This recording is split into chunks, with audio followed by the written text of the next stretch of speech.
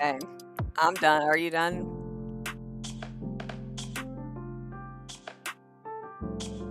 Crap, Sharing yeah. around? Okay. It took me forever to put my arrow. Put my arrow Oh, in the thing. Oh, that music's still pretty chill. it is. So yeah, we're gonna watch the Montana hearing that happened on May 19th. We're gonna find out what happened. We didn't know the hearing was going on, other than what I do know is that Mac was under the impression by whoever he was speaking to there that this was just an interim hearing and that no out-of-towners were allowed to testify. But apparently, that's not what happened. So we're going to see what happened. That's so Because if we were allowed to testify, we would have been boot scooting and boogieing over there. boot scooting boogieing on over. Hold Yeah. on, let me get this. Okay, there we go. Well, crap. You know what? I forgot to do the freaking portrait thing. Oh, Jay. Yeah, I thought about it, but you can't do it after you start. So, Oh, well. hey Oh, Mel. well.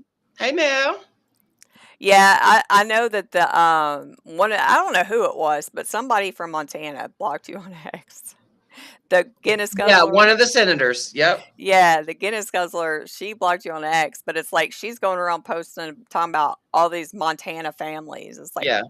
these are not from people from Montana. Nope. One of them might have been. Yeah, yeah. But yeah, all I did was, drop my testimony in her ex comments. And not her boyfriend ex, but over there on formerly Twitter. That sounded weird when it came out. But yeah, on her in that comment section, and then I reposted it and asked everybody else, to drop their testimonies in there as well.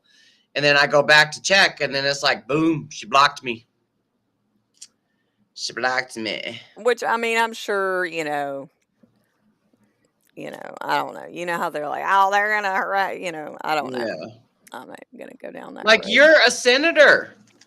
Someone said I could probably sue her for that, but I don't know if that's her personal account. I don't know. I didn't go dig. So, I ain't gonna sue that. I ain't gonna sue. I'm gonna bitch about it.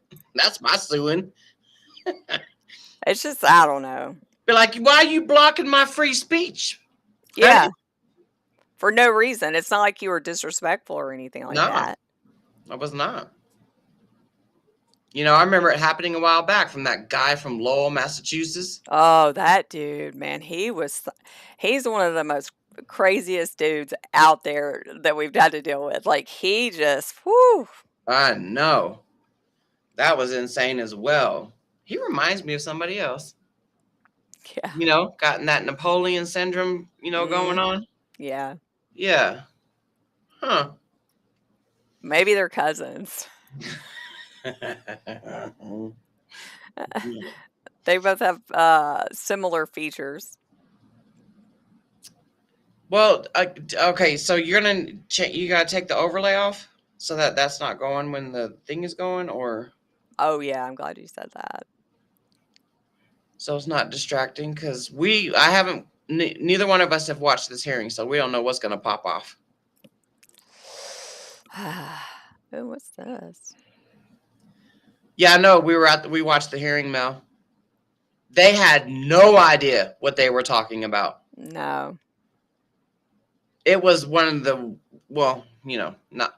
It goes into that what the hell kind of hearing is this category. Yeah. Two of them. There was like, what, 500 people in the town? It was a small town. It was a small town. And two of the council members they voted no. Yeah. It was the mayor. The mayor was I think he was the only one that had any sense, like common sense. No, don't confuse it with Standpoint. Oh, yeah. Remember, that was the day we had to do Standpoint and Oak Point. It was like the point kind of day. Like, what? Dude, it's so hard to keep track of like some of the, like, Unless I see the court, like when I see the Right. hearing room, I'll be like, oh, okay, I know which one that is. Yeah. But the names, forget it. I know. I gotta hate you to remember your name. Well, Yeah. majority of the time, most of the time, I can remember her names. But at Oak Point, it was the Texas town, and it was the woman that was the mayor, or I Oh think yeah, the and one in that the middle. dinosaur guy. Yeah, Yeah, and it looked like they was in like a medieval. yeah, yeah. Yeah, they did not know what they were talking about. No. And then she was the one that made that comment that, oh, we got a whole bunch of emails, and then it's got to be industry. They got to have financial interest in Hmm. this. No, no, we don't. It's like, like I said the other day, it's like to find something that you believe in and to actually go out and advocate and take like that's something that people don't come by, every Yeah, day, come across every day. But it's like there's still people that do that. There's still people who believe in that. No, Texas has a KCPA, yeah. but they're going around from town to town. So it was just for Oak Point, which also I don't even know if they have the authority to override the state. I don't know either. But that night when I Googled it, it shows that they don't, but I don't know. So that's going to be one of the questions that we'll have Mac Haddo on our on our live stream tomorrow. Yeah. So we've been missing for 2 weeks Yeah. on our recap with Mac, on our Saturday recaps with Mac. And so there's a lot we got to get caught up on. So that right there is one of the things I'm going to ask Mac. I'm like, how can they do that? It's a Yeah. KCPA protected state. I know that some states have that home rule thing or what have you, where they can override the state legislature, because we see it in Illinois, right? Oh, yeah. But Illinois doesn't have a KCPA. So, Right, but and Massachusetts. yeah, same. So I just always remember hearing the home rule status or something. But I And I don't mean, know. When I we're Googled it about Texas, it was they don't have that right. So yeah. I don't know. I'm just saying, like, wherever anybody is that's watching this and hearing these words right now, that's the new tactic. It is going, city by city, no matter how big or how small. Yeah. That is the new. So, I mean, whatever state you're in, start kind of looking around at the city council agendas, Mhm. and make it, because it's happening. Like it's coming to a town near you. What Standpoint Idaho did was the correct way. Yeah, You know, they were they're like, impressive. no, they're like, we're going to wait to see what the state legislature does in 2027. Yeah, That's the correct way to do it. But for Oak Point and who got to them, we don't know, but we kind of got an idea. You yeah. know, can't put my fingers on it, but I don't know. I can't stand it. I can't stand it. Oh, my word. Absolutely insane. So now we're going to watch this hearing that happened in Montana on May 19th. You know, I don't know if y'all jumped in the beginning when I was talking, but, Mac was under the impression by someone who told him there that out-of-towners this was just going to be an interim hearing, and out-of-towners weren't allowed to testify. But sure as shit, out-of-towners came and testified. So we haven't And didn't seen. disclose that they were out of towners. I'm I bet guessing they didn't. I bet they didn't. because if the senator kept saying that they were from Montana, obviously she either wasn't listening, which happens a lot, or they just didn't disclose it. And I can guarantee you they didn't disclose that they are or will be involved in lawsuits. Yep. Talking to me with that Oak Point, Texas mayor saying that about us and our emails being sent to them, the ops, they don't disclose this shit. It's crazy how some of these places, it haven't been very many of them. It's usually these small towns. They act like it's just unheard of for someone to contact them when they have it on their agenda and they're going to be talking about it. And it's like, do you not realize like that's just like that's how, like, I don't know. They just act like it's just unheard of for people to email them from out of town. And then she mentioned AI. Yeah. I'm wondering if we were like, I'm pretty sure she said this, but saying that we were just that the emails were AI emails, or she was saying that either we heard about the hearing because of AI. Yeah, I don't know. I mean, you know what else? She was probably just throwing AI in there, like as a boomer, like trying to, like it's a, you know what I'm saying? Like, Yeah. I don't think, no, I don't think this was a KCPA hearing. It was just like Misty was saying, it's an interim. I think it was an interim hearing regarding the KCPA, but I'm not sure because I did not play it or listen to it. I wanted to wait till we live Yeah, streamed. So we're I all heard, going into it. yeah, we're all going in it together. Let's see what this mountain man has to say. Oh yeah, I got to be the one to do it. Duh, Misty. Okay, so, and I can't speed it up either. There's no option to speed it up, so we just got to listen to it regular. In front of us. One bill was from a Representative Nickel this last session. Another bill is a draft that has been worked on over the last couple months. And then we'll discuss these two drafts. I understand that there may be a third proposal coming, and we'll hear that. And we'll go through this. Mr. Weaver will explain the new bill that we have in front of us. And then we'll go into public comment, committee discussion. We will see if we want to take a vote on any of these pieces of legislation to either dispense of them or to keep them moving. And we'll go from there. Please be respectful. I know this has sometimes turned into a rather emotional topic. So anyway, with that, Mr. Weaver, I'll let you explain the different pieces of legislation. Thank you. Chair, committee, so in your folders you have a few documents. For one, we have HB 407.2. You've seen this before, but this is again just for reference because this is what the current draft was based off of. Also, you have Kratom PD 1.1. This is the draft that's been worked on recently, and same exact thing but with highlights on it. Kratom PD 1.1 on the committee webpage. This was the markup.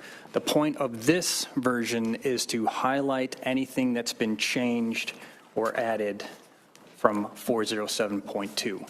So as we go along, I'm going to go page by page just to talk about what some of these changes are. Due to technical limitations, I was trying to make this look like an amendment, sort of a draft. But all I could do was highlight stuff, so that's why I'm going to go through page by page to talk about what's different. Some things are drafting changes, other things are substantive policy changes. So starting from page 1 with the highlighted version of Kratom PD 1.1, you'll see some highlights in the title. That's just regular drafting requirements for title updates. As you look down, lines 15 through 24, all of those whereas clauses have been added. Moving to page 2, if you look at lines 6 through 8, that's all been added. Looking at 12 through 18, we have subsection 1, 7-hydroxymitragynine or 7-OH. That has been added.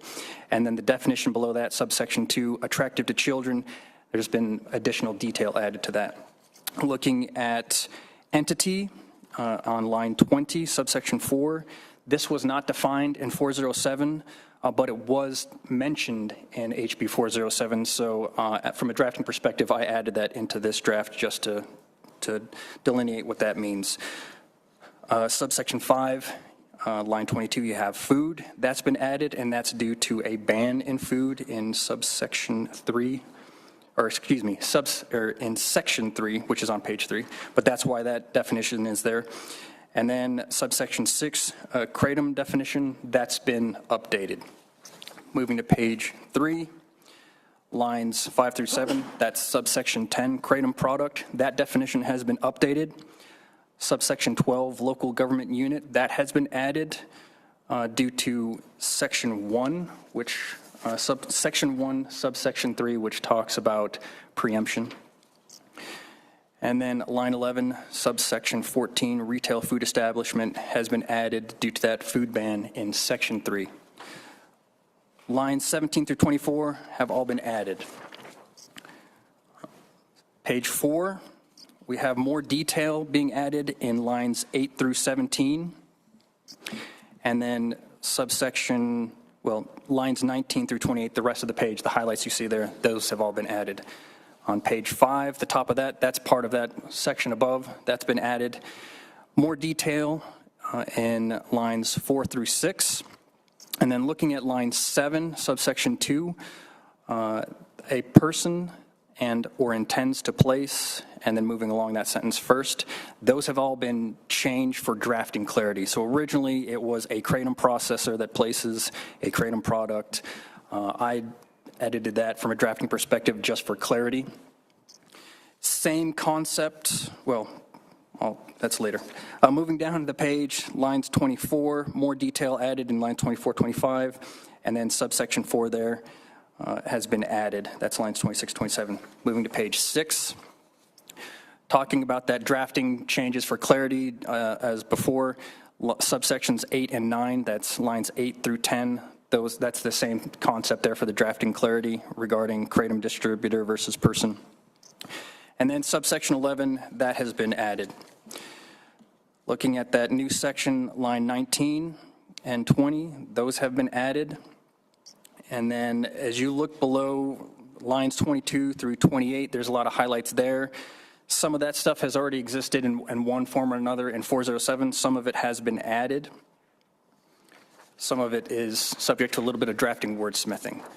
Moving to page 7, up top, line 1 has been added.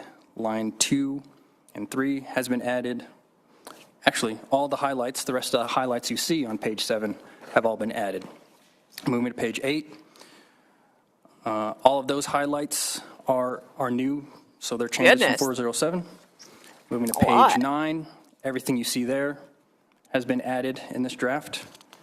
Moving to page 10, everything except for that very last line has been added in the new draft. And as you look at line 28, it says for a first violation. That's just from drafting wordsmithing on my part, because originally 407 talked about first violations related to selling to a minor and selling an unregistered product, I believe. So it was very specific. This just has for first violation that can include any of the violations that are within this draft. Moving to page 11.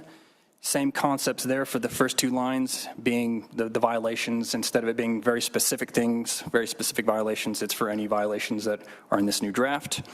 And as you look at subsections 4 and 5 on lines 8 and 11, this current draft says person. Originally it was registrant in HB 407. Registrant wasn't defined. And so from a drafting perspective, I got rid of that and just changed it to person.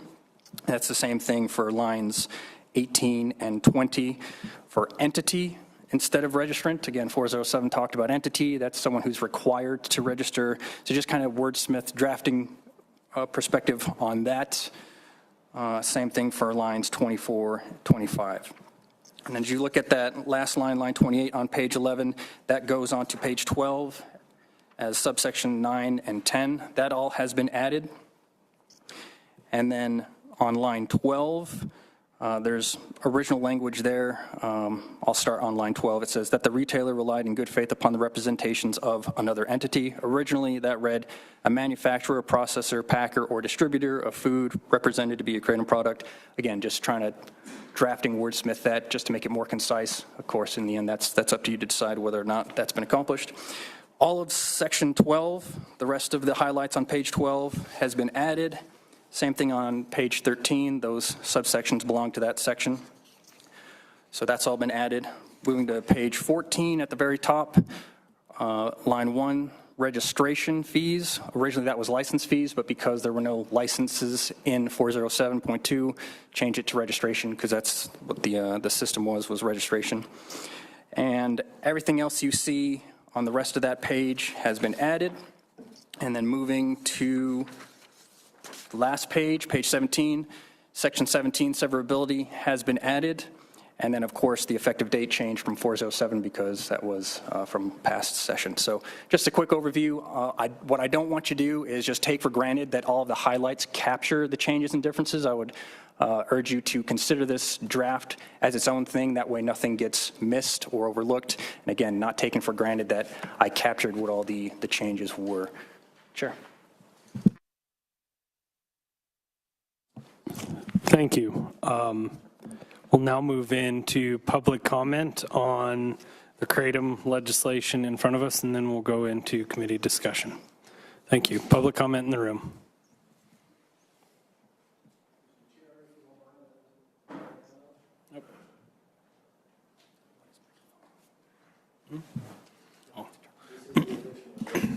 You can just hand it off at the end, sir. Just hand it off at the end. And you might want to make sure that the mic is on up front.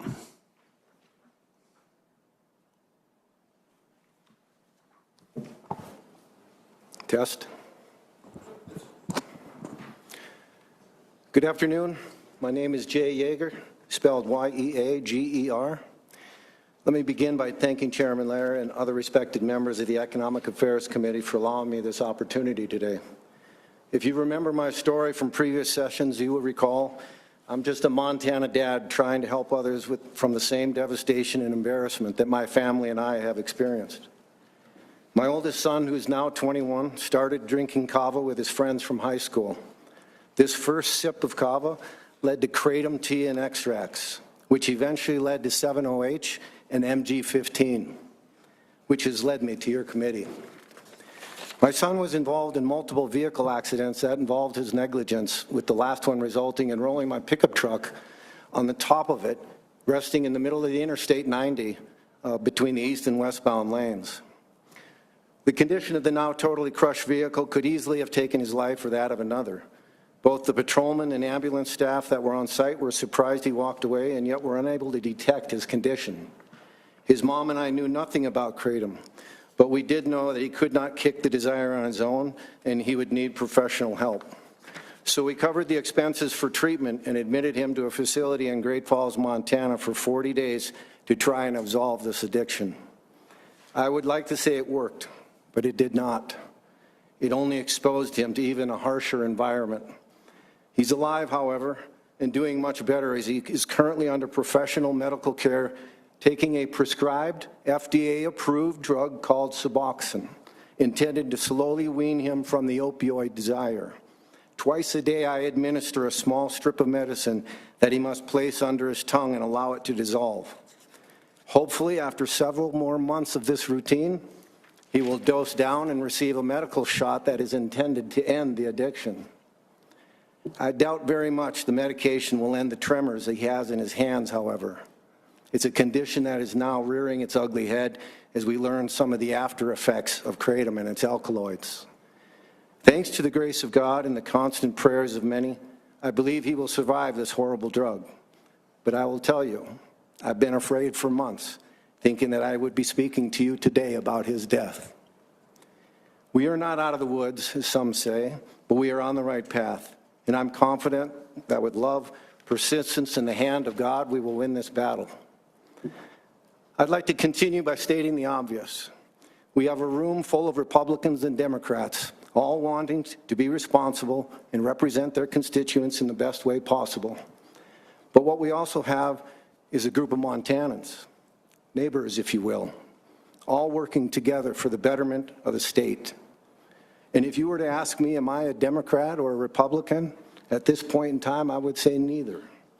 I believe in the Constitution of the United States of America, and specifically in providing for domestic tranquility. I also believe you wouldn't be in politics today if you didn't care about our great state and our residents. As a collective group of professionals, you have the ability to protect the people of Montana through your actions on this committee. When a substance acts like an opioid, is sold like candy, and is landing people in treatment centers, emergency rooms, and in some cases killing them, the responsible path is not to wait and see. The responsible path is to remove the risk altogether. We've heard about a bill proposed today, or you will, that would allow kratom to continue to be sold across the state with some simple changes to packaging, labeling, and regulating. I mean no offense to anyone involved in support of the bill, but I respectfully say it's similar to placing lipstick on a pig and allowing it to roam around Montana. I urge you to reject the Kratom Consumer Protection Act bill and consider an immediate ban on kratom and the synthetic counterparts it produces. We don't need another task force in Montana. We don't need another study or another year of hearings and placing this discussion on the agenda. We need the courage to represent and say what every concerned citizen already knows. If something's addictive, unpredictable, illegally shipped into the United States, only be manufactured into a product that is killing people, it does not belong in Montana. The KCPA bill does not ban kratom. It legalizes it. It taxes it, creating a dangerous revenue stream and perhaps our own addiction. I propose this committee sends its recommendation to the Montana Board of Pharmacy and suggest an immediate emergency ban on kratom and its counterparts. I also ask you to consider the Kratom Protection Act, which I've handed out today, and consider it is not a radical step. It's the most conservative step of all, conserving the health, conserving safety, and conserving the Montana way of life. It's time to end the kratom risk in our great state once and for all. Not regulate it, not study it, not wait for Washington, simply support and ban it. Thank you for your time and consideration. Thank you. Any more public comment in the room? And just for your information, we are not, none of the bills in front of us are from the Kratom Association, sir. Chairman Lair, members of the committee, I'm John Forte, F-O-R-T-E, City County Health Officer in Yellowstone County, Montana, CEO of Riverstone Health. Here to speak in strong support of decisive action on kratom. And to be clear, from a public health perspective, a full ban offers the strongest, safest protection for our communities. But the bills before you take action, and they work to protect Montanans from further opioid addiction, from a natural elixir. This is not just a Montana issue, but across the country, we are seeing clear warning signs. Poison center reports have increased dramatically by over 1,200% over the past decade, along rising hospitalizations and severe outcomes. We know kratom acts on the same receptors as opioids, can lead to dependence, and has been associated with seizures, liver damage, and death. And at the same time, the FDA has been unequivocal. Kratom is not an approved drug, not a lawful dietary supplement, cannot be marketed as such, and is not a safe food additive. Yet it remains widely available and often sold in gas stations, C-stores, and retail settings with little to no oversight. Industry doesn't like these bills because it makes their drug harder to access and could limit more Montanans from getting hooked. We have a regulatory gap threatening our Montanans' way of life. We've also seen what happens when we try partial measures. Several states have had to continually tighten their laws, increase regulations, and then banning it. High-potency products and mixtures as the real-world harms emerge and regulatory loopholes continue to be exploited. This is a pattern, and the market evolves faster than regulation. Doing nothing is not neutral policy. Doing nothing is like standing around a wildfire, watching it spread, pointing fingers while waiting for somebody else to extinguish the flames. We've heard it here before. The Board of Pharmacy should act. The legislature should act. The feds should act. But meanwhile, these products proliferate and take over our communities as potency increases and the risks compound. That's exactly why we closed the regulatory gap in Yellowstone County. As soon as we recognized cases of overdose and harm occurring in our community, we simply began enforcing current Montana law and FDA standards, which already prohibit kratom from being sold in licensed food establishments. We didn't create a new law. We didn't create a new ban.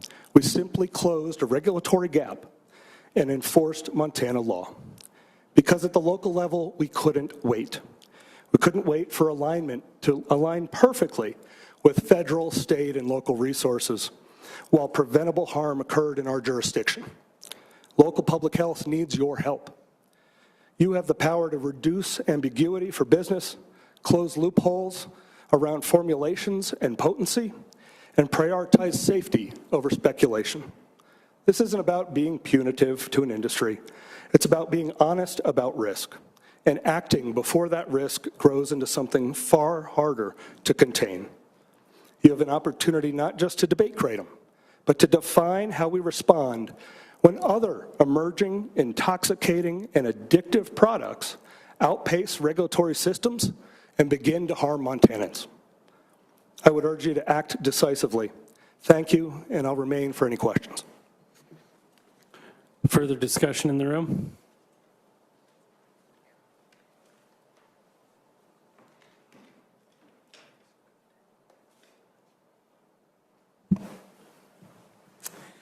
Mr. Chairman, members of the committee, my name is Mac Haddo. I'm the Senior Fellow on Public Policy with the American Kratom Association.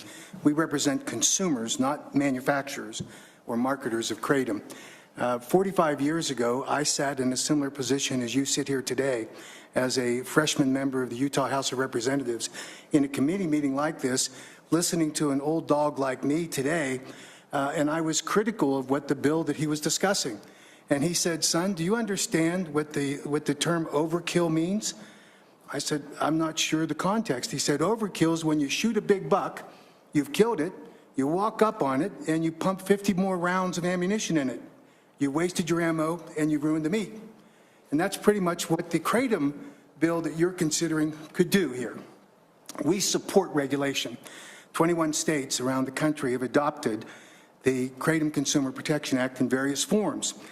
Frankly, the overkill that is evidenced by the construct of the draft bill that has before you has to be informed by a couple of things. The National Institute on Drug Abuse has done over $100 million in kratom research.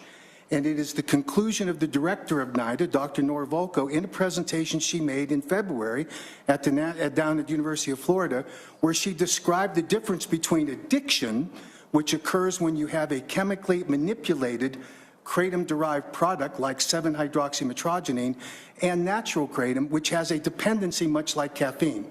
And you can walk away from that dependency except for rare cases where you have a psychological dependence disorder, which could create addiction. But they're rare. And that's studies, and I'm glad to provide an inventory of hundreds of studies that have been funded by the federal government. It is also true that the FDA today regulates kratom. They do, notwithstanding what Mr. Forte said, and I'm glad to work with him to tell him where he misunderstood what the FDA's guidance is. The FDA today regulates adverse events, and so the provisions of the bill that you have before you are unnecessary and duplicative. The FDA does post-market surveillance. They monitor kratom today. They regulate it carefully, and they remove products from the marketplace that are violative of the standards that they have. Federal law has requirements for market entry. It is untrue for anyone to suggest that kratom is not legally sold in the United States. The FDA has recognized it in court cases. They recognized it in public statements, and the FDA commissioner himself on July 29th of 2025, when recommending the scheduling of these chemically manipulated 7-hydroxymetrogenine products derived from the kratom alkaloids, said we are not focused on natural kratom leaf products, and that's important to consider. It is also true, despite what Mr. Forte said, and again, I'll work with him on it, there is a procedure under the Dietary Supplement Health and Education Act where a kratom manufacturer can apply for market entry using what's called the New Dietary Ingredient Notification Process, or NDINs. Companies have done that. They're legally on the market, and if they are there and the FDA disagrees with them, the FDA has the burden to go out and pull them from the market, which they have done in some cases, but there are products that have gone through the NDIN process who are legally on the market today, and it is inaccurate to suggest that no kratom product is legally there. There are some products that should not be on the marketplace today, and we agree, and we as an association regularly report them for efforts by the FDA. There also is a federal law that schedules any violative product under the Schedule 1. 7-OH has now been there. 7-OH, by the way, are these products. This is a sublingual strip. It is made, 7-hydroxymetrogenine is a metabolite that is extracted using chemical manipulations processes like you use to shock your backyard pool. They take high concentration chlorine and baking soda and they pour it in and they get this, stick it under your tongue, it goes right to your bloodstream, creates euphoric high and dependence. It is an opioid by definition of the FDA. These are the products that, and products like it, 7-0 Heaven, Blueberry, dissolves under your tongue, goes to your bloodstream, creates addictions, cravings for it. You have to come back. And here's the newest one, MGM 15 and 16, chemically manipulated. Clearly violative of the standard. It is why all of these products have been recommended by the FDA and HHS, by Secretary Kennedy and then Commissioner McCary for scheduling under the Controlled Substances Act, and it is expected the DA will act shortly on that recommendation, having just completed their evaluation of all of that. So that overkill that we're talking about, there are reasons why you should regulate kratom. We think it's important. Part of the overkill is registration fees for manufacturers, for licensing fees for distributors, and licensing fees for the retailers, and then an excise tax. 21 bills, I've not seen anything even close to that. You should not have a burden on Montana taxpayers to regulate kratom. So find a way to do it appropriately. You could have an excise tax on the sale, at point of sale, of 5%. But you don't need much of what's included in the draft bill today in terms of a regulatory scheme because it merely duplicates what's already true at the federal level. We are willing to work with this legislature, as we have done with many legislators around the country, in order to craft what is the Kratom Consumer Protection Act. We have model legislation for it that will accomplish everything that I've talked about. It is critically important for you to know that the information about kratom should be accurate. 7-OH and chemically manipulated forms of 7-OH are not kratom. But when they entered the marketplace in 2021, you saw a spike in the exposures reported in poison control centers. You saw a spike in the number of people showing up in emergency rooms. You saw a spike in the number of people that claim to be addicted showing up at the addiction recovery centers. I will tell you that naloxone does not deal with kratom because it doesn't go to the opioid receptors the way that traditional opioids do. I can tell you that Suboxone does not treat natural kratom because, again, it doesn't speak that, and all of that is documented by research that's been conducted by the National Institute on Drug Abuse.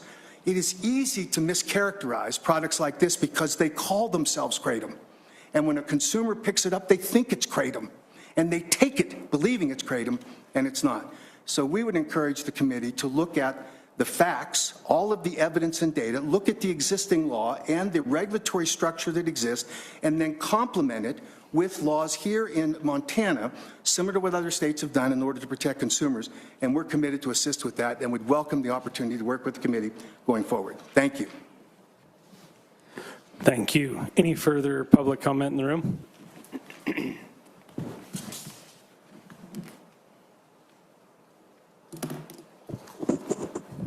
Mr. Chair, members of the committee, Amanda Cahill, C-A-H-I-L-L. With permission, I do have a handout. Thank you.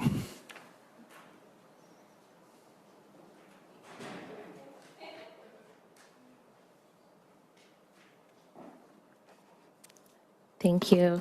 I'm here today on behalf of Confluence Public Health Alliance, which is composed of a collective membership that encompasses all local and environmental health departments across Montana, including each county's health officer, health department staff, and nearly every local health department in the state.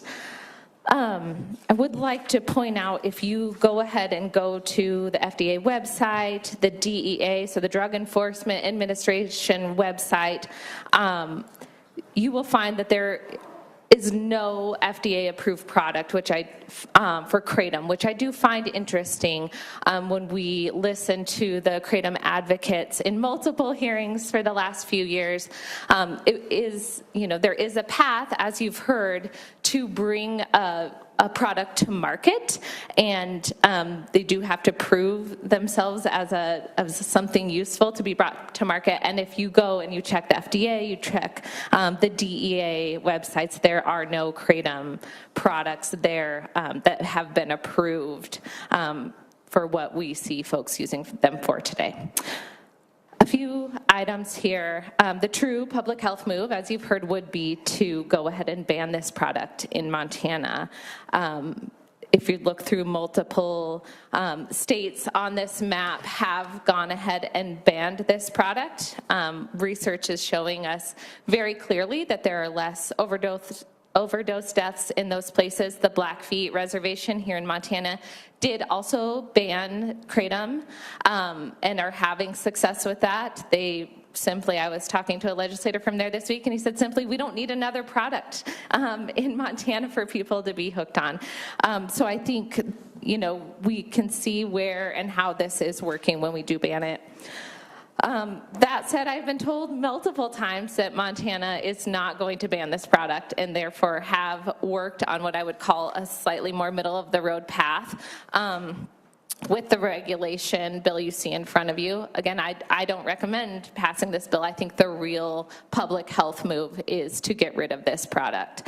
That said, there are many states that have taxed this at a high level. Washington was looking at a 95% tax on kratom. The Mississippi tax is about the same as what a wholesale tax, what's in the bill would be, because theirs is a retail tax. And so anyway, there is precedent for this level of tax, as well as for many of the other provisions, which we looked through carefully as we drafted this legislation. I think what to know is the worst thing we can do is nothing. And I think you all know that. We've all been through this so many times now, these discussions.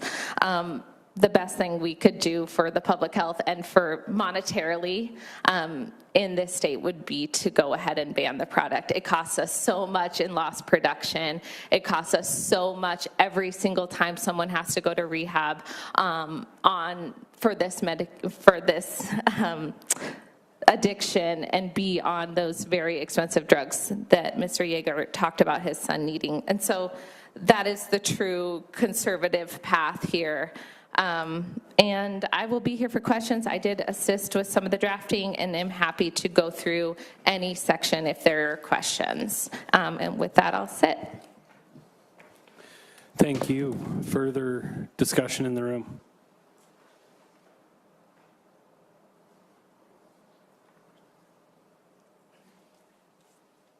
Hi. Thanks for having us. I'm Dr. Turner, T-U-R-N-E-R. I'm a family medicine and addiction medicine boarded doc right here in Helena, Montana, and I'm in strong support of any ban or any regulations that we can put on this dangerous substance. I always like to start with the patient's story, and this is actually a patient I saw this week in clinic.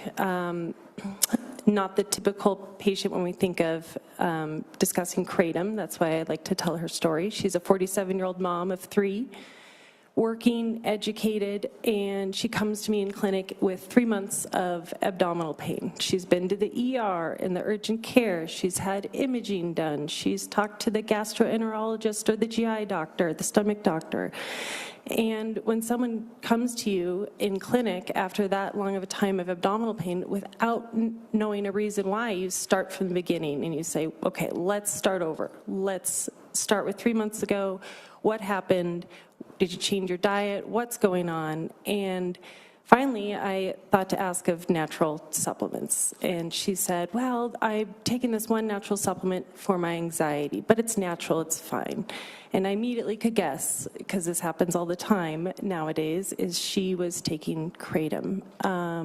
This was a working, educated mom right here in our community who was missing work, missing out on her motherly duties because she had become dependent and was going through withdrawal from this dangerous substance. In between taking the kratom, she was going into withdrawal, and she had no idea. It was sold to her as natural. Unfortunately, she got diagnosed with kratom use disorder, which now in the medical field is pretty consistent. We consider it opiate use disorder. It does act on the mu receptor, which all your eyes may glaze over with the science words, but basically that's one of the same receptors in our brain that opiates act on. She's in outpatient treatment. I am hopeful, we just started her this week, I'm hopeful that she'll be through withdrawal and be able to overcome her dependence on Kratom. I will see her back next week. But unfortunately, this is really common. We're seeing more and more patients enter outpatient treatment, inpatient treatment, addiction centers, just by taking this dangerous substance. And unfortunately, it's unregulated, dangerous. And as a physician here in Helena, treating our neighbors, family, friends on a daily basis for kratom withdrawal and dependence, I encourage any action, any increase in regulation, and I'll be available for any questions you guys have. Thank you. Thank you. Further discussion in the room?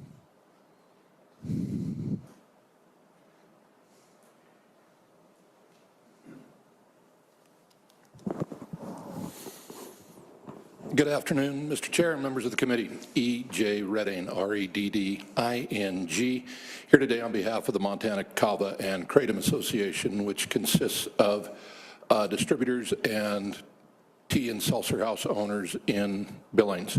Mr. Haddow did a nice job of presenting differences in legislation in other states.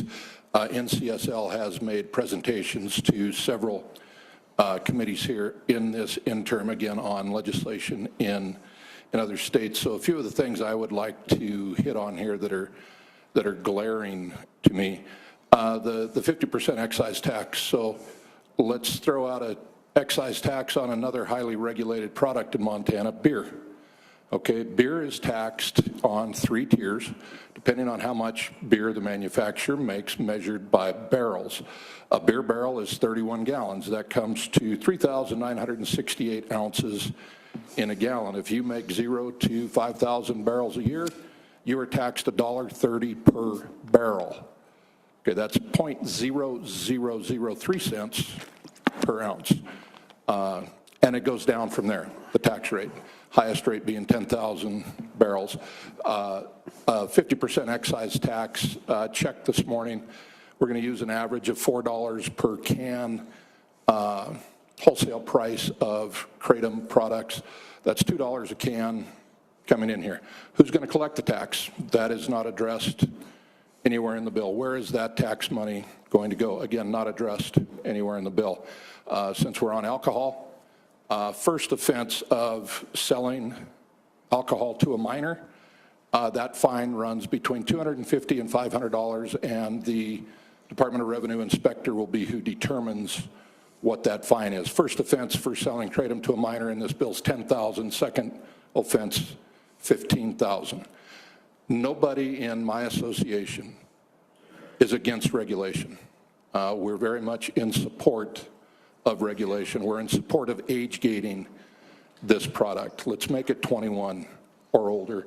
We can add training to those that are already trained to age gate and make them aware of same issues with kratom that they are made aware of regarding sales of alcohol. Again, as Mr. Haddow said, overkill. That's a great way to put this, but to address a couple of my preceding speakers here, if we're going to talk about loss of work, let's talk about alcohol as well. We're in a state where marijuana is legal. We're in a state where alcohol is legal, highly regulated. Let's regulate kratom. Let's get rid of the synthetics, period. Gone. Ban them in Montana. And regulate the natural leaf kratom products in a manner that is commensurate with the other adult use products in the state of Montana. Thank you. Any further discussion in the room? Any further discussion in the room? Seeing none, we'll move online. Oh, God, I don't know if I can handle this. I know, and Mike, this was an interim hearing, so Mac wasn't expecting people to testify. So we weren't allowed I'll to just let virtually you call on testify. him. Thank you. Kelly McCann.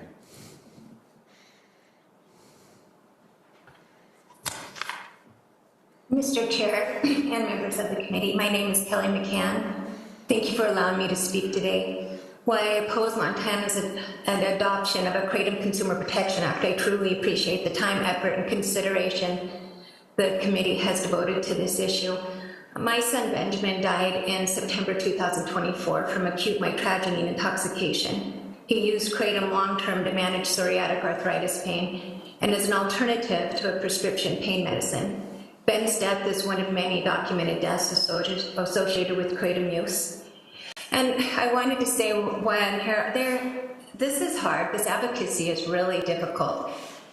But when I started researching it, and I'm familiar with research, I'm a speech language pathologist, and I know about evidence-based practice and good research, and I thought Kratom was a natural product, and I started looking it up after Ben died, and I was shocked that it was legal. I'm like thinking, why is this legal? And I was open-minded. I sat down and read the research and watched the McCurdy videos, he's a Kratom researcher, to be fair. And it's made grieving a bit harder. You know, I've had to manage that, but the reason I'm here is I spoke out. It was like 9 months and I hadn't spoke out publicly, and I wasn't very smart about politics. I've learned to be, but my husband came home one day and he said his cousin had given me a message, and she'd been reading all my posts and sent them over to a friend of hers whose son had a Kratom addiction, and he kept going in the emergency room with seizures, and they couldn't figure it out, and they were reading my posts, and it finally came full circle, and he said, you had your first save today, and she got him help. And that is why I'm here today. That's why I speak out. That's why I walk through this, no matter how painful it is, and will always speak out. So I would like you to consider some of these things before you vote today. Senator Daines, he is among the 11 state senators who signed a letter to the Commissioner of the Food and Drugs encouraging consideration for Kratom to be banned in its entirety. As you know, federal agencies continue to express concern about Kratom, and the FDA has repeatedly warned the public against using Kratom for medicinal purposes until its safety and effectiveness can be adequately evaluated. So this is really important because it's promoted for pain management, addiction, and mental health conditions, and it should not be used for that. We have doctors for that. And the DEA also continues to identify Kratom as a drug and chemical of concern. It is banned in approximately 33 countries, and more than 50 cities and counties in the United States have enacted bans in 2026 alone. State and local restrictions continue to increase, and in Montana, another one we have that's kind of been under the radar, Manhattan recently banned Kratom as well. And Kratom is a drug, and I found this very interesting, this definition. The European Union Drugs Agency describes Kratom as a substance with dose-dependent effects, noting small doses produce cocaine-like effects, stimulation, while larger doses cause morphine-like sedative narcotic effects. This does not need to be behind a counter. And finally, the scientific evidence remains incomplete. There have been no human clinical trials sufficient to establish Kratom's safety or long-term effects. Much of the available research concludes that additional study is needed. And for these reasons, and in the interest of public safety, I urge the committee to consider scheduling Kratom. And if the committee chooses not to do so, I respectfully request that the Section 6 labeling and packaging include the warning, may cause death. Thank you for your time. Further discussion online? Chair Ari Greenberg. Chairman, members of the committee, thank you for letting me talk with you remotely. My name is Ari Greenberg. I'm a physician assistant working for Community Medical Services. I'm based at the medical clinic in Billings, providing medical treatment for opiate use disorder. We utilize a combination of medication and counseling for our clients who suffer from this disease. There are many reasons why we are discussing Kratom and Kratom distillate products today. In my clinic, we are seeing people trying very hard to quit using fentanyl and switching to Kratom to manage their withdrawals. However, we are seeing high rates of addiction to Kratom. They will complain of restlessness, agitation, sweating, hot and cold chills, body aches. These are all similar to opiate use disorder. Patients will be compelled to get more of the drug just to control these symptoms, changing their behavior to dependency and then leading ultimately to addiction. You have been told and been informed that there is a statistical difference between kratom leaf and the more concentrated distilled kratom products, but this is untrue. Both kratom and kratom products directly affect our body's opioid receptors. This is because kratom leaf is broken down by the liver when taken orally, and this gets converted into 7-hydroxymitragynine, otherwise known as 7-OH. Of all the multiple components within kratom, 7-hydroxy is recognized to be the most potent chemical for affecting the opioid receptors. Studies show 7-hydroxy to be 13 times more potent than morphine, which is on par with hydrocodone. And that is a DEA scheduled drug and requires a prescription. That is how kratom leaf is able to be used as a powerful pain control medication by the public. And for that same reason, it can be abused recreationally to achieve a euphoric high. I disagree with the previous statement. Kratom toxicity is reversed by Narcan use. It's the same Narcan use we use for helping people survive opioid overdose. Of the people I treat for kratom exposure, this will also include individuals without a history of opioid addiction. People may use it for recreational purposes, unknowing its effect on their bodies, and they'll use it such as for energy boost, pain management, and or other addiction control such as alcoholism. Typically, they have no idea that kratom would have this impact on their body and mind.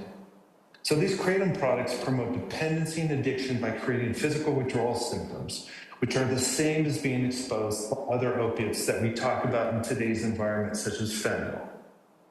This also includes pregnant women. Neonates' withdrawal symptoms can be prolonged longer when compared to young babies with opiate withdrawal syndromes. And that's the same with kratom products. It does pass through the placenta. There is no difference when spending time and money specifically to alleviate these symptoms as when dealing with heroin or fentanyl problem. This problem is only worsened by the proliferation of other marketed kratom products such as pseudoindoxil and MGM, which are even more powerful than 7-hydroxy. Our clinic encounters patients and families desperate to stop using kratom, going through intense withdrawal symptoms and pain.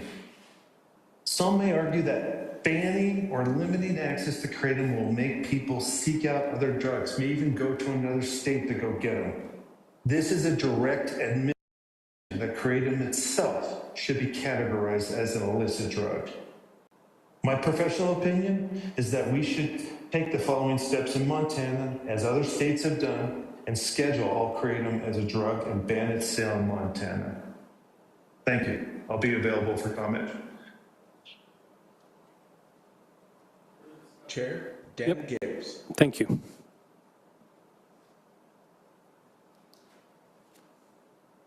Good evening, Chair and members of the Economic Affairs Intern Committee.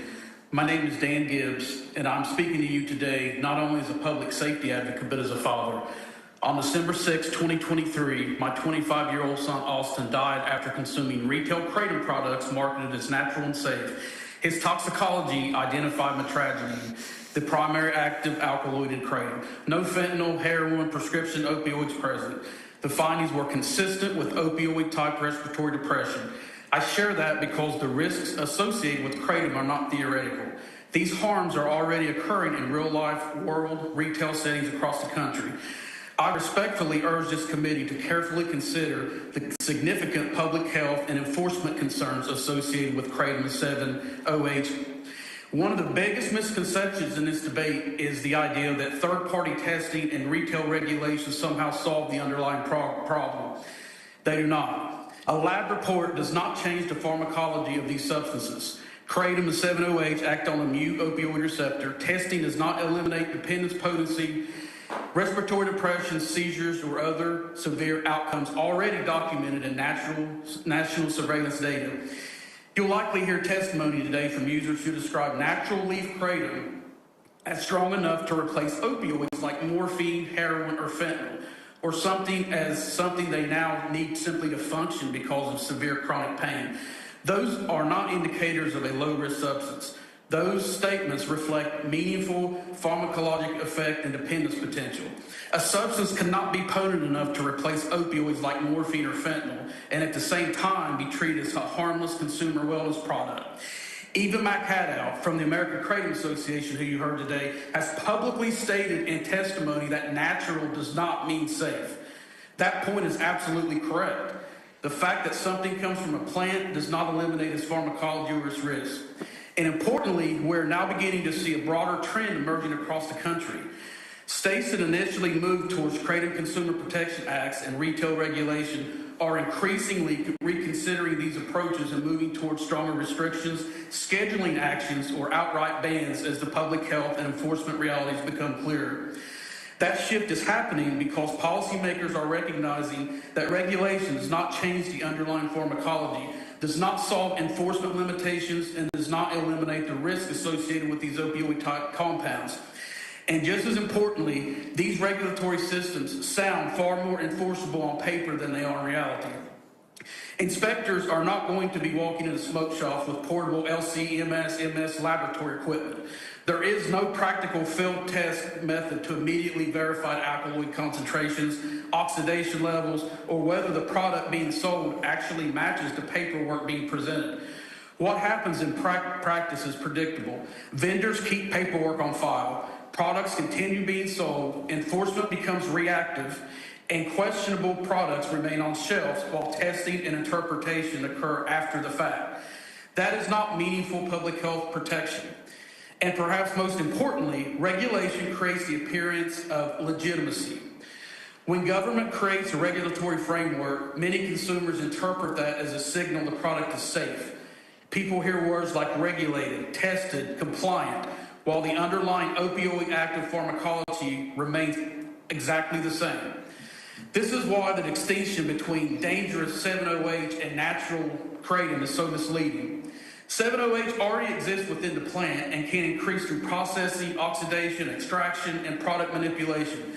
Trying to regulate around that reality becomes increasingly difficult to enforce. I would also urge this committee to consider the long-term financial and administrative burden associated with attempting to regulate these products. Meaningful enforcement requires inspections, compliance monitoring, complaint investigations, laboratory coordination, legal actions, and specialized testing methods such as LC-MS analysis. By contrast, prohibition is substantially clearer from an enforcement perspective. These products are not permitted for sale, retail presence is reduced, and enforcement becomes simpler and less technically dependent. A recent peer-reviewed analysis published in Addiction in 2026 reported an association between states with kratom bans and lower poison center exposure rates, fewer severe outcomes, and reduced healthcare utilization compared to states relying primarily on regulatory approaches. At the end of the day, the issue is not whether a regulatory framework can be written on paper. The issue is whether it can be realistically enforced in a way that meaningfully protects public health. That has not been demonstrated. Public policy should follow science, not outpace it. As a father who has already lived through the consequences of these products, I respectfully urge policymakers to prioritize public health and safety over the expansion and normalization of the commercial kratom marketplace. Thank you for your time. Thank you. Chair Susan Cave.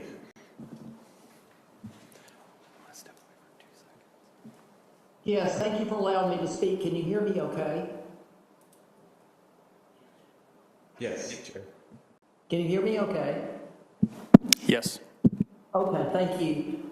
Yes, my name is Susan Cave, and I lost my son about 2 years ago from natural whole leaf kratom. And I just wanted to share, I'm not going to repeat anything that my constituents have already said. And I appreciate you listening to them. So I just want to tell you what happened to my son, what I saw as his mother. William, he died when he was 32 years old. He left behind a daughter and a wife. Daughter is now 12 years old. But I just, he started taking Kratom to help supplement his anxiety and depression medication. Somebody at work told him it was safe and maybe it might help. So he looked it up, and everything he read said it was safe, natural, came from a plant, had been inspected, had the GMC label of approval on it. So he started using it, and at first it helped. It actually helped. After about 6 months, he noticed he kept having to increase his dose to get the same desired effect. Having to keep upping that dose. Well, not too long after that, he tried to stop taking it, and he realized he had become dependent on it. He'd get down so low, and he would go into withdrawals, and he couldn't function. So it was just a vicious cycle the last 3 years of his life of him trying to stop over and over and over, and it just led to more depression, more anxiety, more feelings of worthlessness, more feelings of failure. He was very open with me about it. I did, right before he died, I tried to get some help for him at a local rehab place, and they didn't at that time didn't know what Kratom was, didn't have an ICD-9 code. Shortly thereafter, my son died. Now I try to help others by making people more aware of the dangers of Kratom. I support any ban, any schedule of this very dangerous drug. Labels and age restrictions don't change the pharmacology. Dan Gibbs has already said that. Kratom alone has caused deaths. There are people that have just died strictly of Kratom, mitragynine toxicity, with nothing else in their system. Nothing. And I don't know why it's so hard. It seems to be so much common sense that you can't have 7-OH, pseudoindoxil, MGM-15, MGM-16 without raw leaf Kratom. So why not just ban? You cannot have any of those synthetic derivatives that everybody's so worried about without raw leaf Kratom. And that's just common sense. You just ban raw leaf Kratom and take care of it. And how can you say, as Dan Gibbs would how are you going to inspect what you expect is going to be impossible? It's going to cost a lot of money. And I'm sorry that people are walking around in pain. You're going to hear people testify that I can't get through the day. I'm going to die if you ban this stuff. That's a pretty good indication to me that it should be scheduled. I wish we had more studies on it. There's no scientific studies that show how Kratom interacts with prescription drugs or any drug. What happens if a person has a predetermined health condition? How does Kratom interact with that? What's the lethal dose of Kratom? That hadn't even been established. I don't know why it's so hard for people to figure out. I really don't. And I'm sorry for people walking around in pain, people that are trying to withdraw from drugs, but my son is dead, okay? Please listen to us. Please don't make it all about money. Please listen to us. A lot of times I don't feel like anybody's hearing us. So I just thank you for, it seems like you guys know what's going on with Kratom. I just hope that you make the right decisions and protect the people in Montana. I have a very close friend who lost her son not too long ago who lives in Montana. And anyway, I appreciate you letting me speak. Thank you. Thank you. Next. Thank you.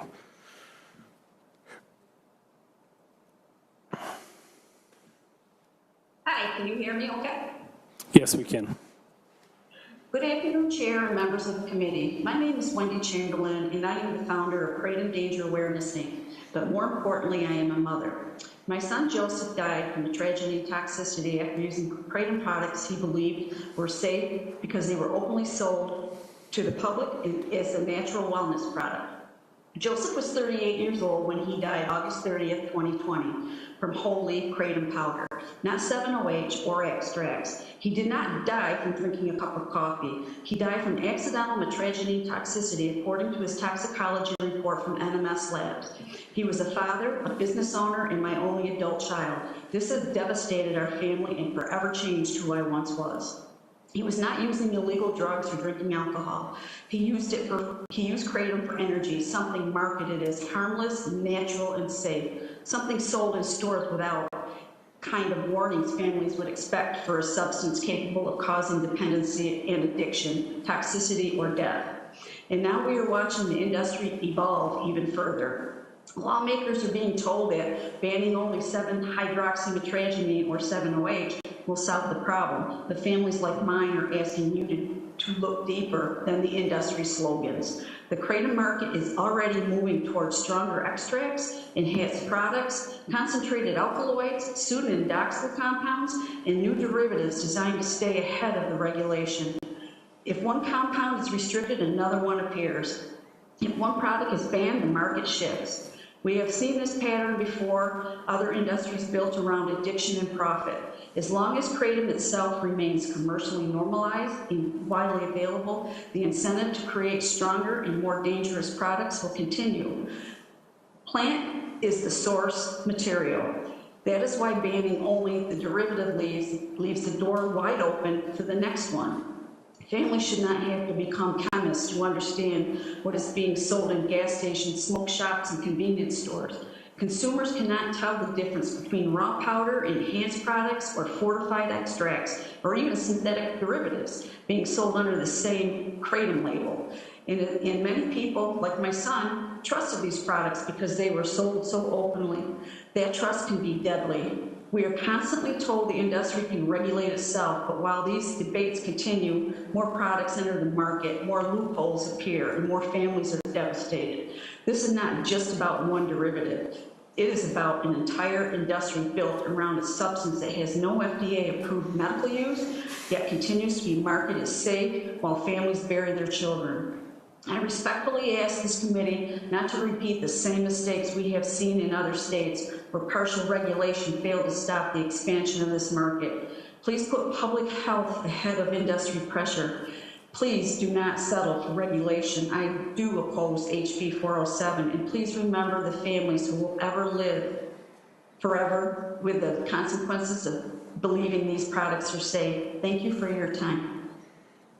Thank you. Is there any further public comment online? Chair, we have one person left online, well, with first name Susan, but no last name. Chair. Thank you.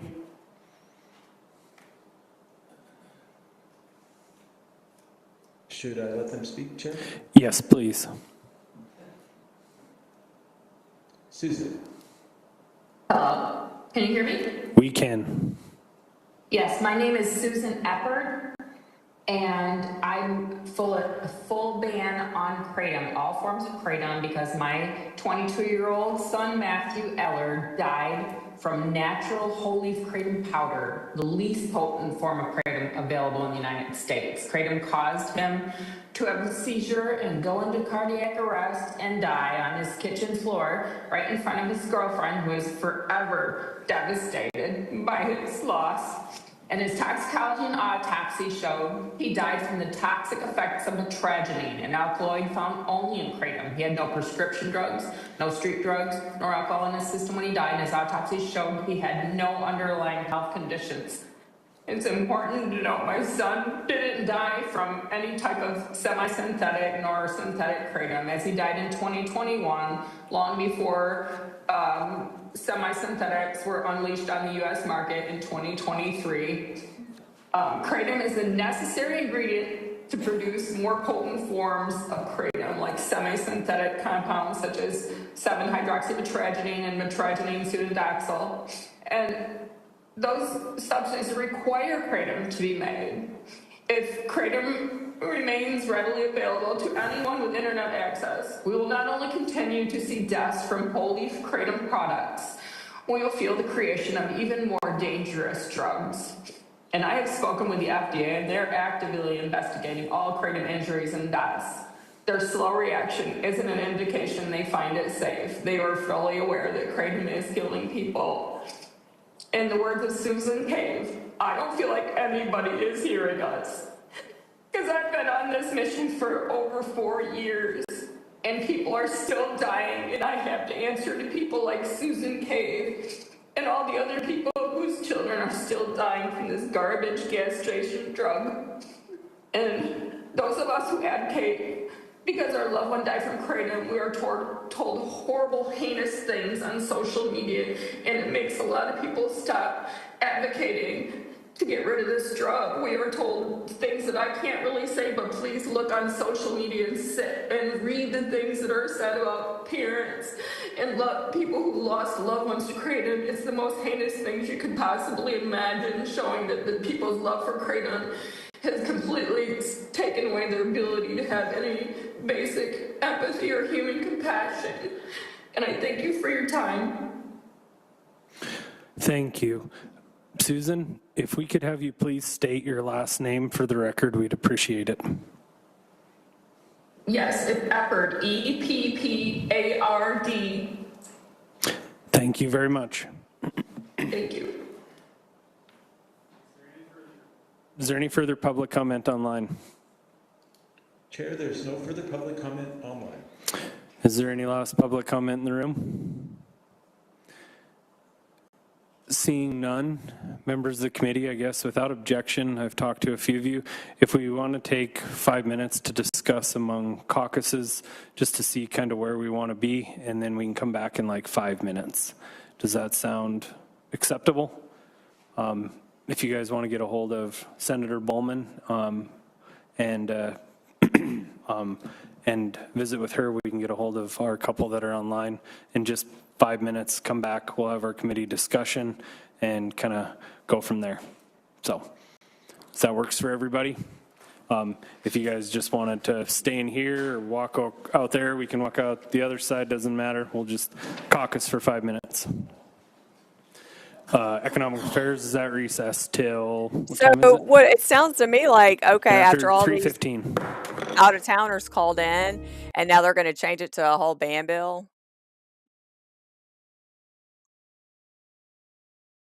Yeah, see, I don't know, because we That's what it sounds like. We haven't seen this hearing, so yeah, they're gonna caucus. What they said. I actually don't know.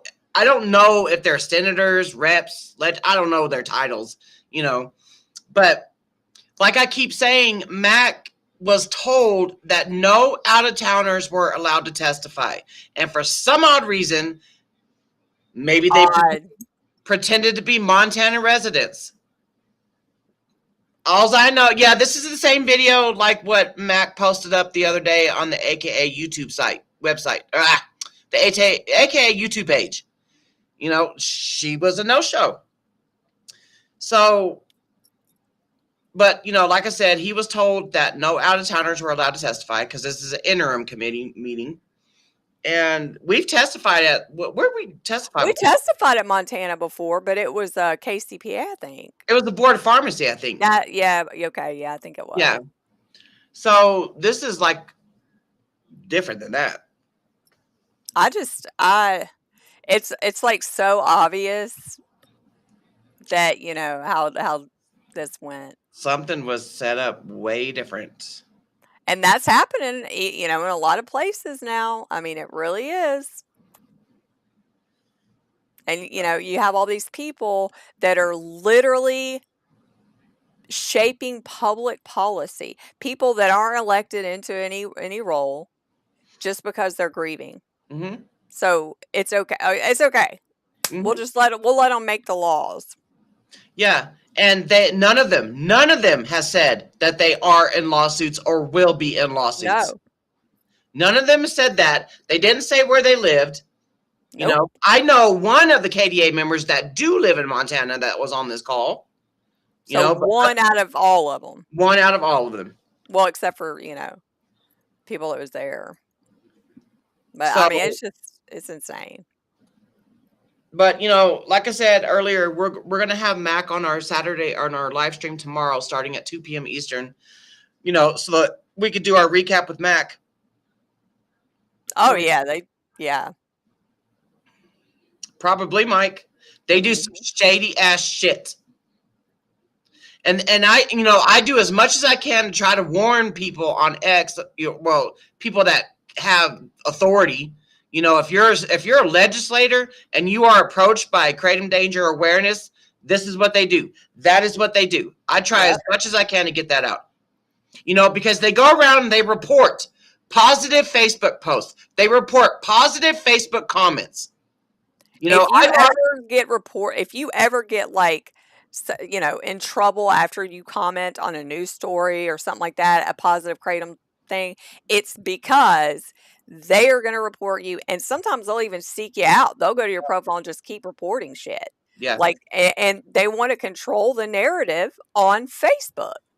On social media, period. Yeah, on social media, period. They want to control the news media outlets' narratives, and they want to control the social media narratives.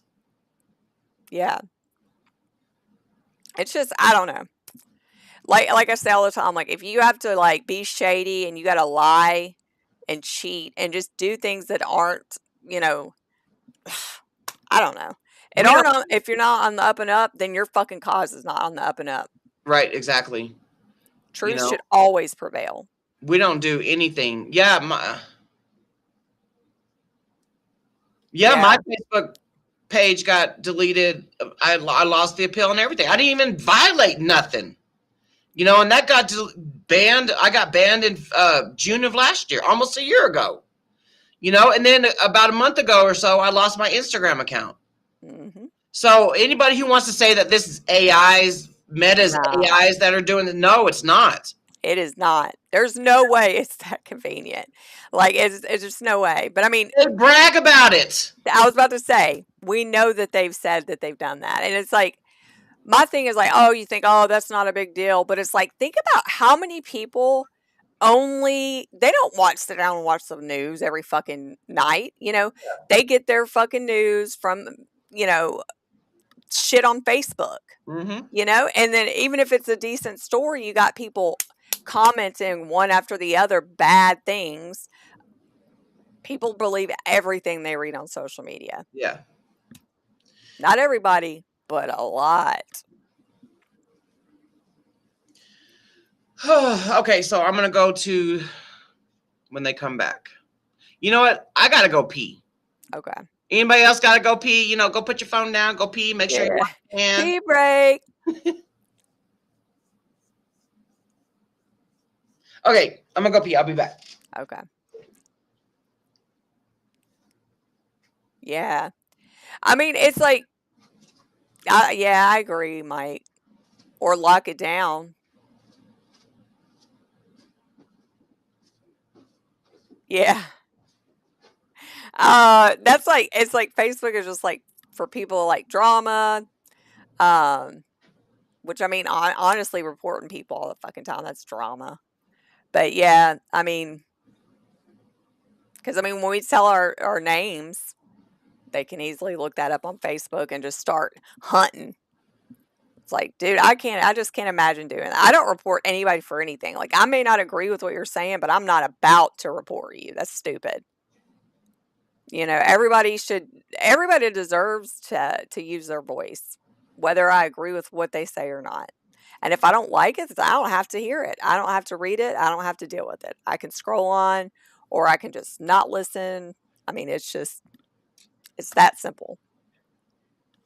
So for people to brag about getting, people's Facebooks taken down and reporting posts, it's like, you're pretty much, to me, it's like bragging about being a shitty person. Period.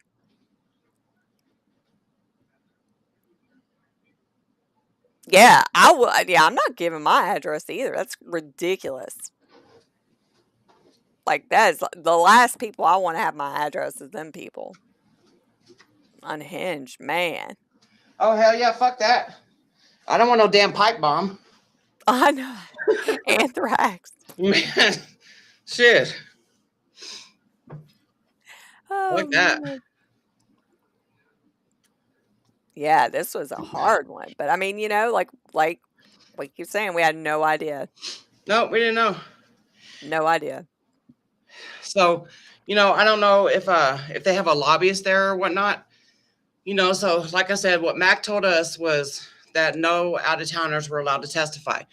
That was the, I don't know, the agreement to having this interim committee. I don't know. We'll know more. Well, and yeah, and for all we know, say if there's, I mean, this is not unheard of to think about. I mean, like in Tennessee, one of them made best friend BFFs with the rep here.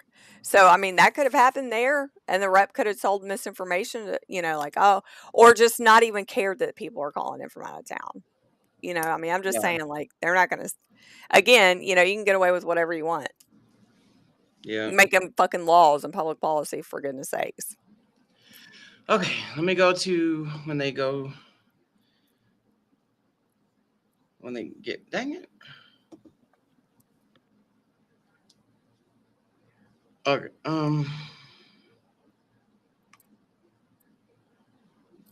what are we on right now? Okay, 15:10. All right.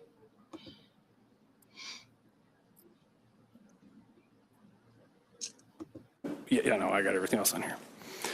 Thank you, members. Man. I think we've talked about what we're kind of looking at seeing, and I guess I'll open it up at this point in time to any discussion from the committee. And with that, if there's any other routes we want to go besides the legislation we have in front of us. So anyway, Senator Nolan. Thank you, Mr. Chair. So we've heard some wonderful testimonies today. We've heard testimonies for actually quite a number of years. And I think what I'd like to say, Mr. Chairman, that we do hear what our citizens are saying. We do listen. And I would like to move that we ask Mr. Weaver draft a no ban bill. A ban bill? I said that wrong? Yep, told you. We want to ban, a total ban bill is the word I was looking for. So that's what my motion is, that we draft a bill and Mr. Weaver work that up, a total ban bill. We want, and I think we'll hear there's some options. This will give the folks that have reached out to me and to many of you. They weren't even your residents. That know somebody who's died. That yes, we are listening. Yes, we care. And a little politics aside, money isn't everything. Making a profit isn't the most important thing. So with that, Mr. Chair, that was my motion.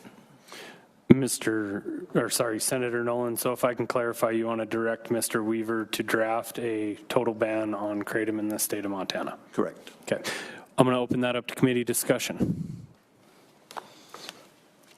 Representative Close. Yes, I support Senator Nolan on this. We've received extensive testimony, both medical and from constituents, that there is absolutely no safe level of kratom because of habituation, requires increasing dosage, leading to addiction, that FDA treats it as an unadulterated food additive. And I appreciate that this is an established industry. However, the sellers of kratom assumed the risk of starting a business with an unregulated, unstudied, and addictive product. And so they assumed that risk, and the risk is having it banned. So I support Senator Nolan's proposal. Further discussion? Further discussion? This is wrong on so many fucking levels. Yep. Doing Senator it the wrong way. Oh, thanks a lot, Mr. Chair. Yeah, I just wanted to concur with my colleagues. That's the guzzling! Deeply persuaded by the testimony that we heard. I think in 15 years in the legislature, I have never been as persuaded by the moms and dads we heard, particularly of young men. I have a little boy in 6th grade. I remember at the last meeting we heard from a representative from the Department of Justice who had talked about the number of young men in Montana just in the last 4 years who have died from kratom overdoses, and they only had kratom and nothing else in their system. And so I did want to say to those moms we heard that felt like no one was listening, I think you're hearing that we definitely are listening. I think both their names were Susan, but we heard from so many others. And I just wanted to say, I guess, as a mom and a lawyer, that if it is working so good for folks, then let doctors prescribe it. So I'm only going to vote for a ban now. I think we need to protect the kids and the young men that live in Montana. So I do appreciate you, Senator Nolan, bringing this forward, and I'll support it as well. Thank you. Any further discussion from the committee? That's the guzzling Guinness senator. I am going to vote no on this. I do not believe that we should do an all-out ban. I believe that we should regulate this product and regulate it responsibly. So I guess we'll discuss that next. But with that, we can take a vote on this, and we'll do a voice vote. Roll call? A roll call vote, sorry. Vice Chair Ellie Boldman? I'm a yes. Senator Kenneth Bogner? No by proxy. Representative Ed Buttrey? Yes by proxy. Representative Brian Close? Yes. Representative Jamie Isley? Yes. Senator Josh Kashmeyer? Yes. Representative Nellie Nickel? Yes. Senator Mark Noland? Yes. Representative Peter Strand? Yes. Representative Morgan Teal? Yes. Jesus. Chair Brandon Lair? No.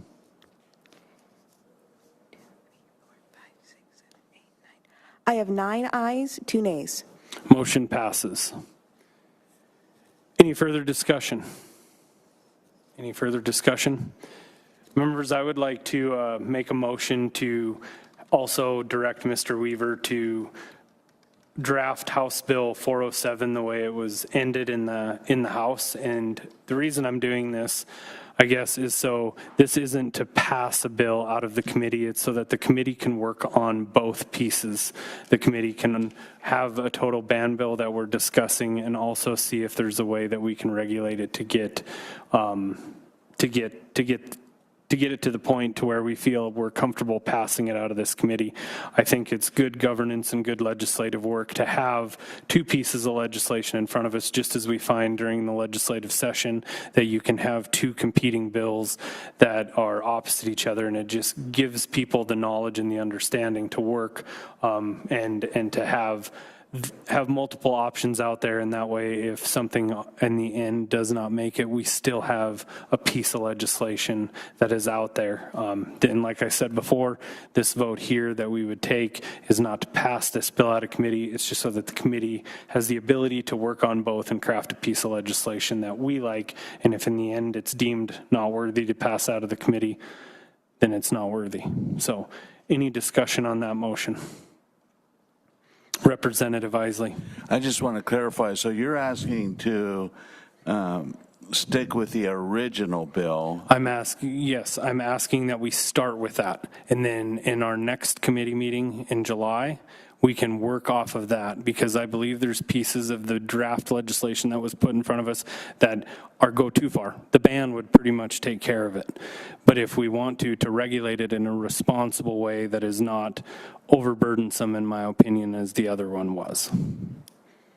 Thank you. And this is not a vote to pass it. This is a vote to be able to, us as a committee, to draft our own. This is just a starting point. Thank you, Mr. Chair. Speaker Lair. I think that's a very prudent and smart thing to do. Being in the legislature the last 4 sessions, things change, votes change, information change. So I think it's very prudent and smart of us to have a bill, 2 bills, in case one fails, because if we can't ban it, we definitely need to figure out how to regulate it, make sure we keep it out of the hands of the children, put regulations on it in some form. So I would encourage people to vote just to keep moving this bill forward so we have something to present to the session next in 27. Any further discussion? Senator Bowman. Yeah, thanks everyone, Mr. Chair.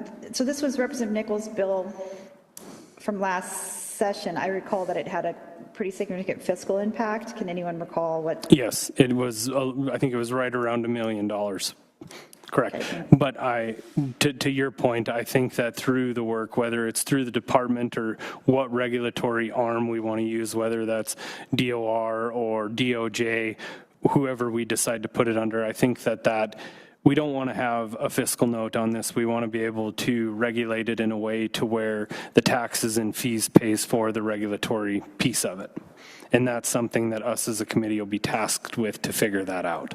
I don't want to put $1 million fiscal note on something that's going to come out of the general fund, if that makes sense, Senator. And like I said, and I'll state again, this is not a vote to pass this out of committee. And the reason I'm starting with House Bill 407 is because I want this committee to be able to work on this legislation. We can pick and choose the pieces we want out of another bill, out of the other bill, or come up with new ideas or how we want to see it done. And this would be a way for us to do that. It's just a starting point. And in that bill, it has the age gated to where it's over the age of 20, nobody under the age of 21, all synthetics are banned, and then it also has the regulatory arm of it. So with that, I mean, I think it covers most of the bases, but if we want to tweak and put in other things, that's at the committee's discretion. Like Senator Kazmaier said, I think it's prudent of us to have two, and then that way we can, if something happens to one, we still have the other. Any further discussion? We'll do a roll call vote. Chair, we have Representative Nickel on the line with the hand raise. Apologize. Sorry.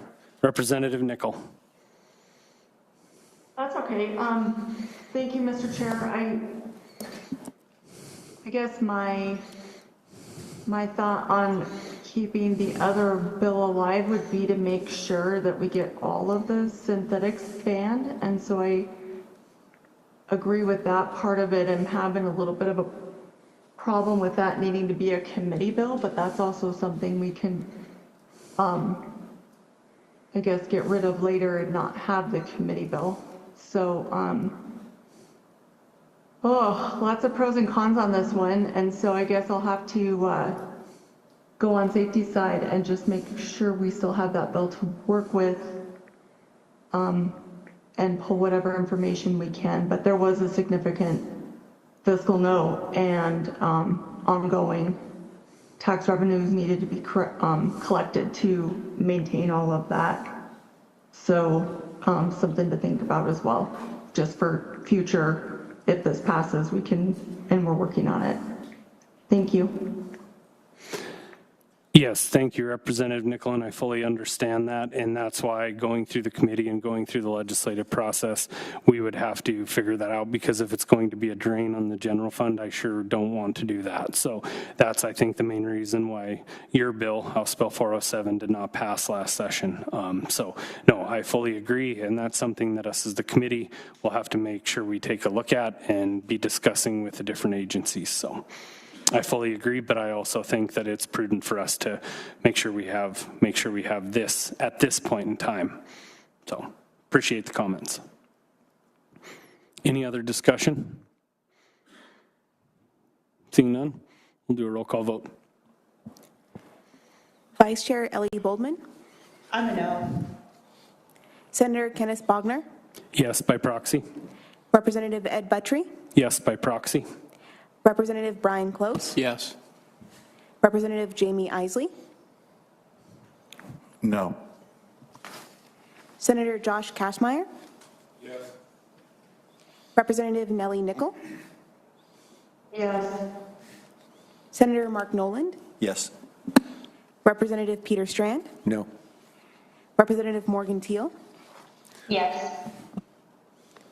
Chair Brandon Lair. Yes. 8 ayes, 3 nays. Thank you. Looks like we have our work cut out for us, and we still have some more discussion on this topic, but I think it'll be pertinent and very productive, I guess, moving forward. So thank you all. Is there any further discussion on Kratom at this time?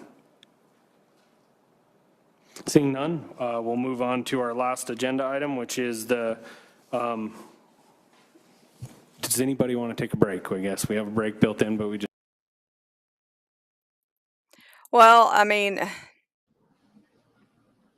I don't know. That was I knew when they took that recess they were going to do that.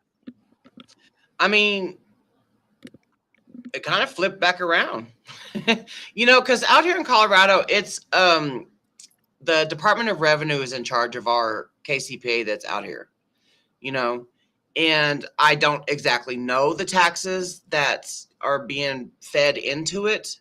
Yeah. Guess I probably should look at that. But I just remember when we went down to advocate for it, because I've been to my capital like 3 or 4 times. I don't remember. And the last time that we went, it was because the excise tax was so damn high. The registration fees were so damn high that it was going to stomp out any mid or small time vendor. So I know that there was like they worked on it or something like that. I don't know the specifics. Yeah. But we're good out here in Colorado, and what we just saw is what Tennessee should have done. Tennessee should have done a lot of things differently. Like, I can tell you, after replaying it in my head a million times and being there and just the whole, a million things could have been done differently. Should have been done differently. Yeah. Yeah, Mike. The Wolverine came back and saved us. Yeah, he did.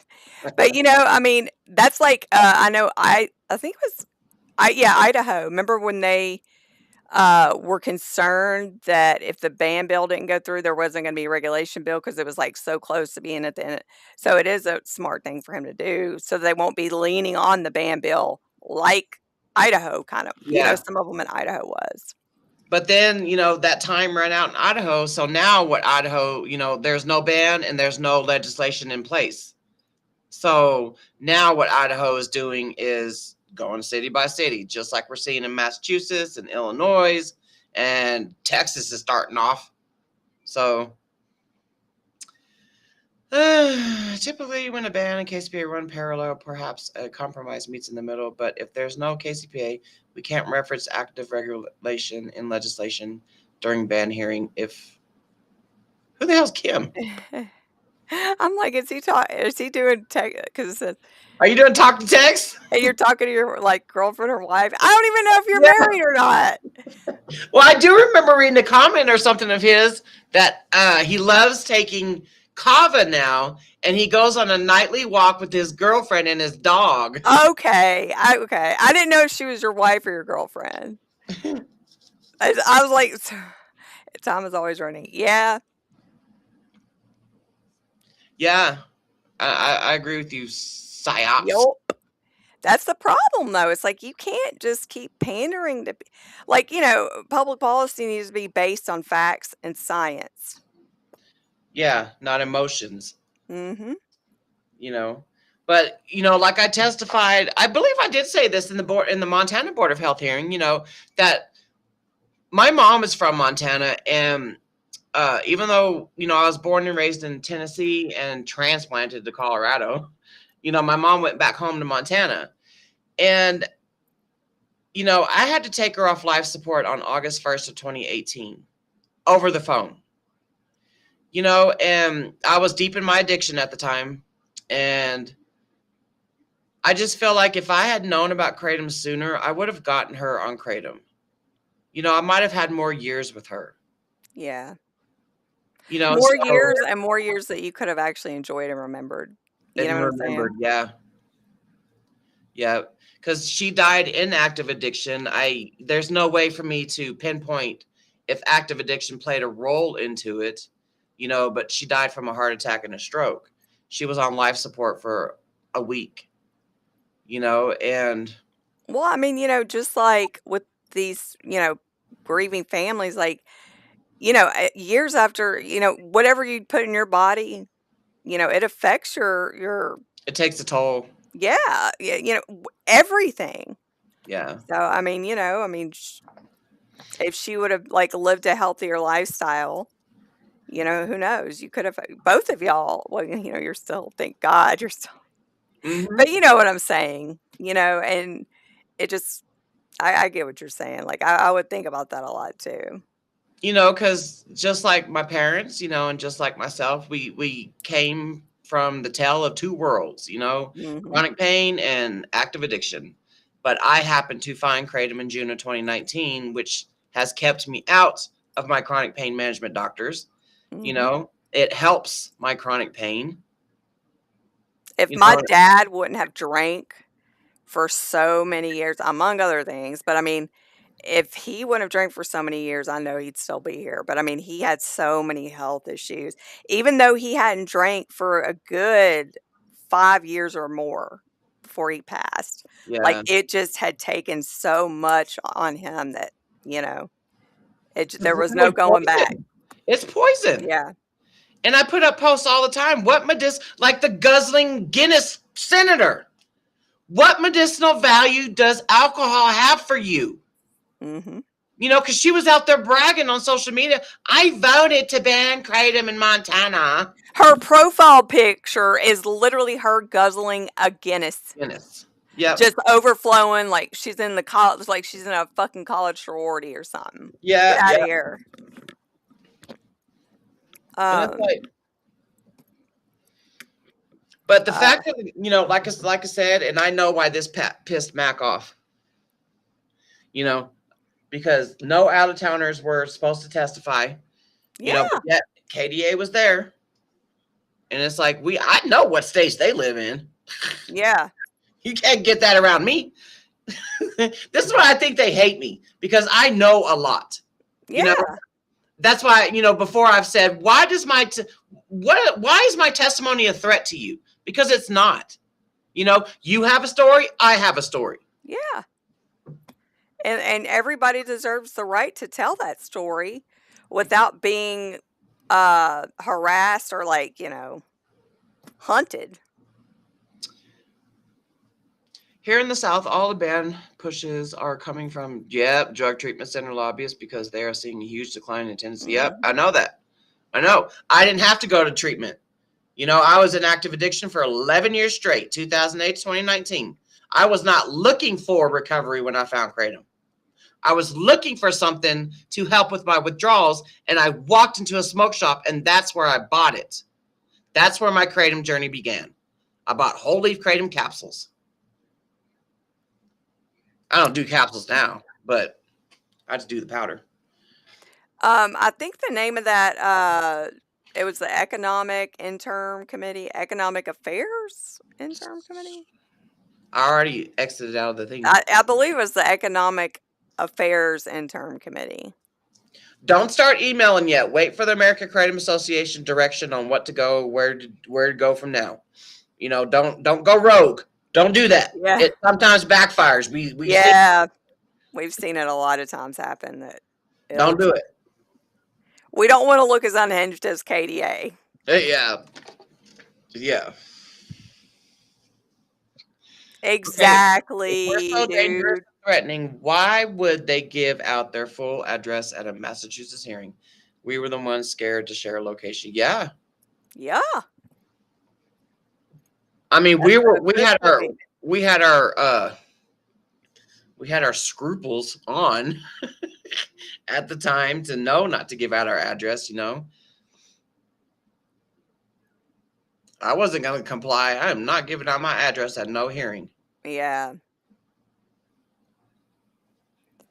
All right, well, we're going to get off here because this is 10:30, and we're going to be back on tomorrow morning, or tomorrow afternoon, whatever. Yeah. So 2 p.m. Eastern, we will go live to do our recap with Mac, the Mac Daddy that was there at this hearing, the American Kratom Association Mac Daddy.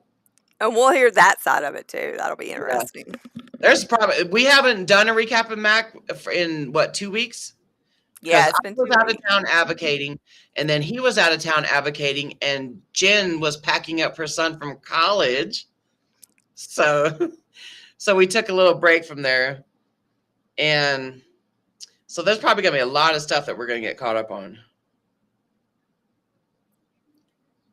Multiple spine surgeries. Got off the pain management clinic. I would take Kratom when I ran out of pills after 2 weeks.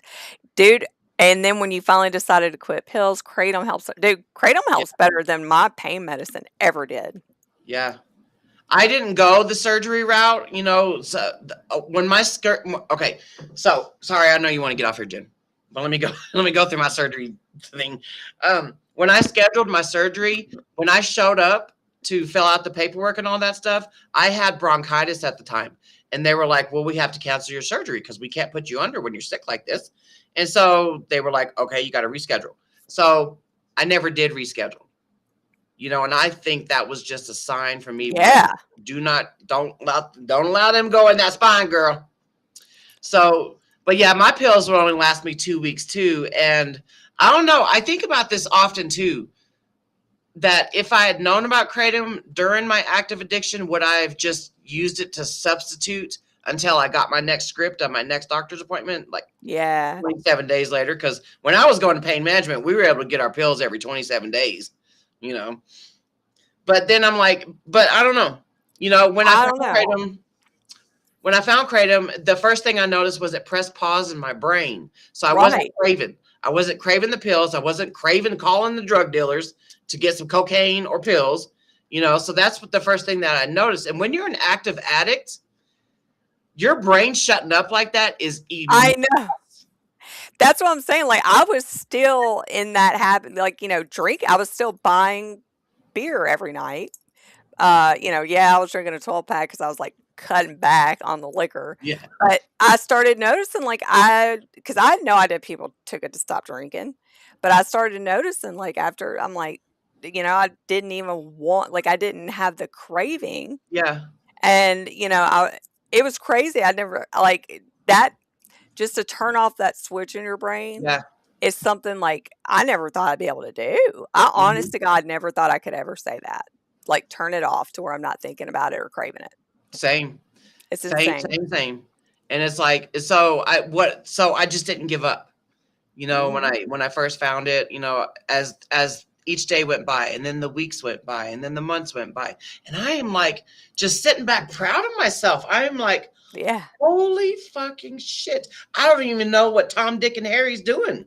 My drug dealers, you know, they would hit me up and be like, hey, I finally got them on deck. You want to come pick them up? They called me, they texted me a couple times throughout like the first year-ish of my Kratom journey. And I just would ignore them. A couple times I would text back, and at that time I was saying I was sober, but I don't use that word sober. That word sober can be fucking, that word sober can fuck off. Ain't nobody damn sober. Oh man. I guess it's the first time that they caught the live stream. Oh, okay. Yeah, that's cool. You know what? I'm sorry to interrupt, but the background right above your head. You know, I changed the background. I thought there was some on my laptop screen. Right there? Yeah. I was like, what the hell are you? I went to the Justice lady holding up the thing. I was like, because I had pistachios earlier. I'm like, actually, like, that's a lot of, like, pistachios. Did you spell out the skirt of those pistachio onto your computer? I'm like, what happened? All right. Well, we're gonna go, but catch it. Come on back tomorrow, and we'll hear how everything went down on that side of it. Yep, 2 p.m. Eastern. We'll be here live doing a recap of Mac Daddy. Bye, everybody. Bye, everybody.